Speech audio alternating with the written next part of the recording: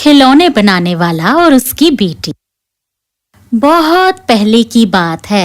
एक गरीब खिलौने बेचने वाला था केलेब। वो अपनी बेटी के साथ एक छोटे से शहर में रहता था। उसकी बेटी बर्था पैदाइशी अंधी थी, पर उसने एक पिता होने के नाते उसे इस बात का एहसास नहीं होने दिया। मेरी बेटी की जिंदगी में पहले ही बहुत दुख हैं। मैं इसे और दुखी नहीं करूँगा और इसे हमेशा यही एहसास करवाऊंगा कि अब इसे आगे बहुत खूबसूरत जिंदगी जीनी है। पापा, ये क्या है?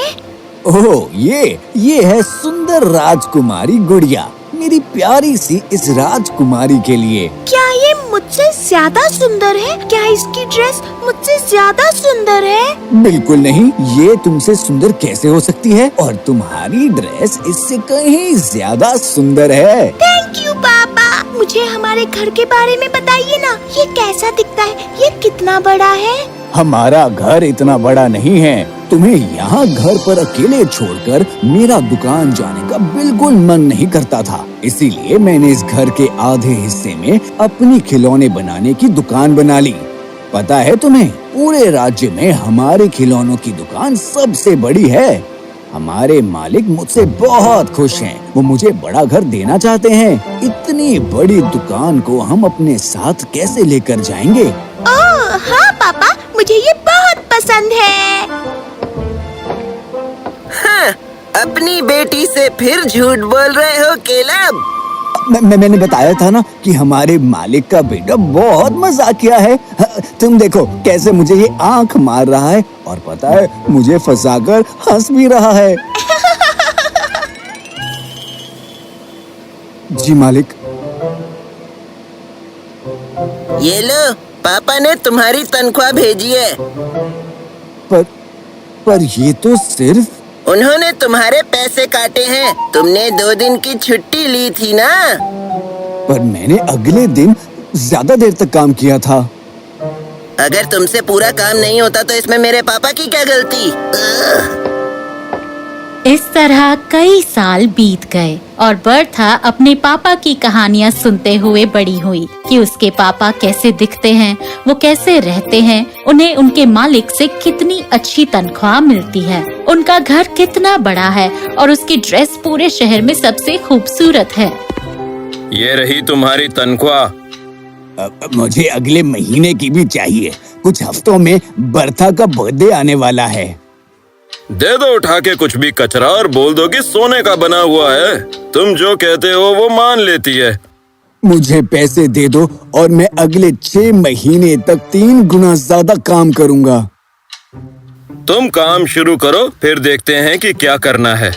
उस दिन से केलेब ने और ज्यादा मेहनत करनी शुरू कर दी और उसने इतने पैसे कमा लिए कि अपनी बेटी के लिए एक नेकलेस खरीद सके। पर बर्था को खुश करने के लिए उसने उससे झूठ कहा। हैप्पी बर्थडे मेरी बेटी, ये लो। ये क्या चीज है पापा? ये नेकलेस है बर्था। हमारे मालिक टैकलटन इसे खास तुम्हारे लिए लाए हैं। इस बात का उन्हें बहुत दुख है कि तुम्हें बर्थडे विश करने यहाँ नहीं आ पाए। अगर उनके पिताजी ना रोकते तो टैकलटन जूनियर यहाँ जरूर आते। वो तुम्हें बहुत पसंद करते हैं। वो बहुत दयालु है पापा। मालिक के बेटे का इतना बड़ा दिल देखकर बर्था मन ही मन उससे प्यार करने लगी। उसे लगा कि मालिक का बेटा सच में उसकी परवाह करता है। और एक दिन... हे बर्था, मैंने सुना है कि आज तुम्हारी कुछ दोस्त तुमसे मिलने तुम्हारे घर आ रही हैं। हाँ, क्या हुआ? मैं भी आऊँ? हाँ बिल्कुल, मुझे बहुत खुशी होगी।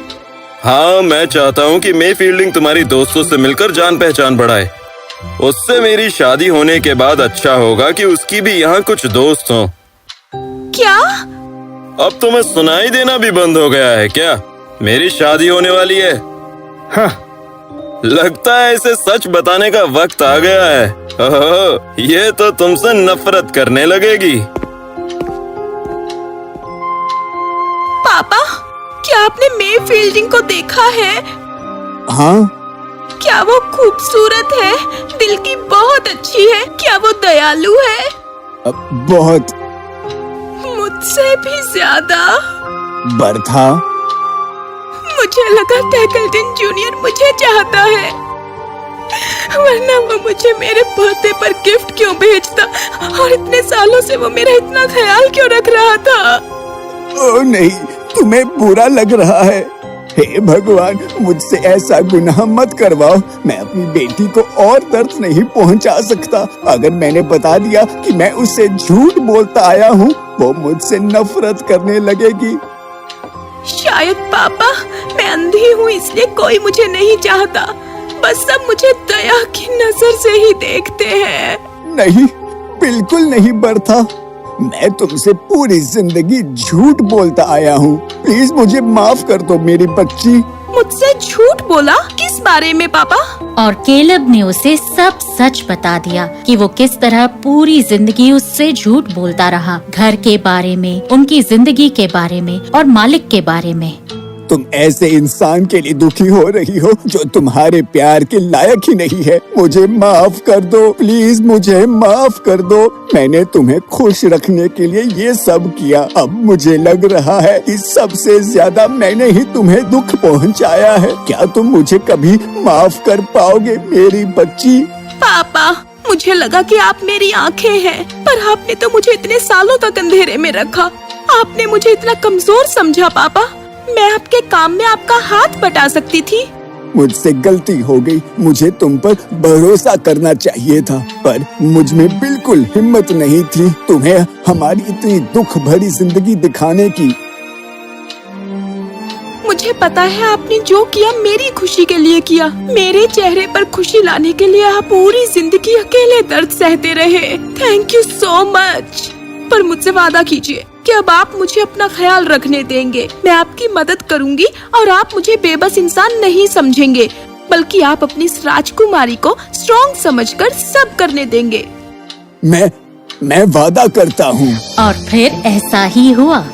बर्था अपने पिता की खिलौने बनाने में मदद करने लगी और जल्द ही उन्होंने इतने पैसे कमा लिए कि उन्होंने अपना घर खरीद लिया। बर्था की जितनी तारीफ करें कम है, क्योंकि उसने कभी अपने दुख को अपनी जिंदगी पर हावी नहीं होने दिया, बल्कि अपने पिता को माफ किया और अपनी जिंदगी को और बेहतर बनाया। इसी को तो कहते हैं हिम्मत और हौसला, है ना?